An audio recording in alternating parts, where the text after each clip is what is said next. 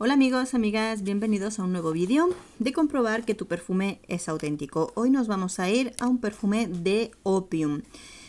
Bueno, esta no es la reseña del perfume, la reseña del perfume está en el canal, por si la queréis ver, os aparecerá por aquí según vayamos terminando el vídeo. Este es un acercamiento para poder ver cómo es el perfume, algunos detalles de él, para que vosotros podáis fijaros en vuestros perfumes, ¿de acuerdo? Esta es la versión Opium, pero luego podéis aplicar algunos de estos detalles a otros flankers de la misma línea. Vamos a ver lo que es la caja del perfume, en la que para empezar ya nos vamos a encontrar, ¿veis dónde están todas estas líneas? Bueno, pues es una pequeña franja que si pasamos el dedo podemos ver que tiene un pequeño, como si fuera una hendidura dentro del frasco, en todos ellos. Luego lo que son estos dibujos no tienen relieve, ¿de acuerdo? Aunque es distinta textura, pero no tienen relieve. Lo que sí tiene relieve es el nombre que encontramos aquí. Aquí vienen datos del perfume que son perfectamente imprimibles, falsificables. Aquí tampoco viene nada. Los lados y aquí atrás nos encontramos pues toda una serie de numeraciones, letras en distintos grosores, el código de barras, pero todo esto es falsificable. Muchas veces sí nos podemos fijar de que no haya diferencias de color, que la impresión sea uniforme y ese tipo de cosas, pero hoy en día todos esos datos son falsificables porque cada vez las tecnologías que utilizan para falsificarlos son mejores. Aquí un pequeño código de barras, el cual también es falsificable. Y nos vamos a la parte de abajo, donde es lisa, porque el código de barras anterior ya lo veíamos en la parte de atrás. Pero sí que podemos ver, y además con bastante facilidad, que aquí nos vamos a encontrar una numeración impresa a presión con 7 dígitos. Bueno, pues ahora sí nos vamos al interior de la caja, donde nos vamos a encontrar el perfume. Abrimos la caja protectora de dentro y lo sacamos. En este caso, lo que es la caja protectora, que nos fijamos mucho en muchos perfumes, es relativamente sencilla. Podemos ver cómo tiene pues unas pequeñas franjas, si lo queremos ver, para que, bueno, pues muchas veces en los perfumes falsificados o no la llevan o la llevan bastante lisa, llana, sencilla, y también en otros colores, ¿vale? Así que muy atentos cuando lo compramos. Todo está en el detalle muchas veces. Nos vamos al perfume.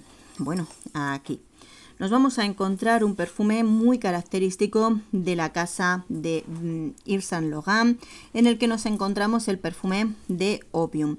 Si es verdad que nos fijamos a primera vista que podemos ver perfectamente el tubo del spray del perfume.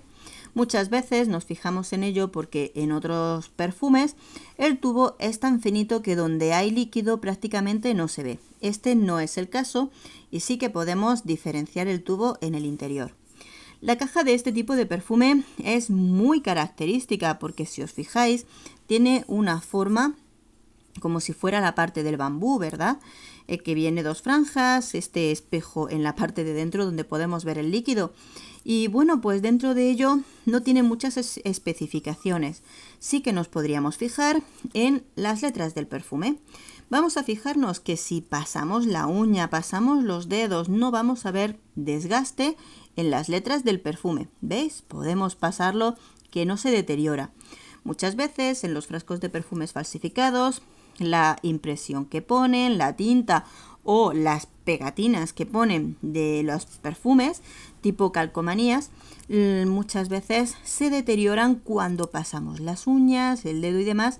Vemos que pierden esa consistencia. Nos vamos al tapón.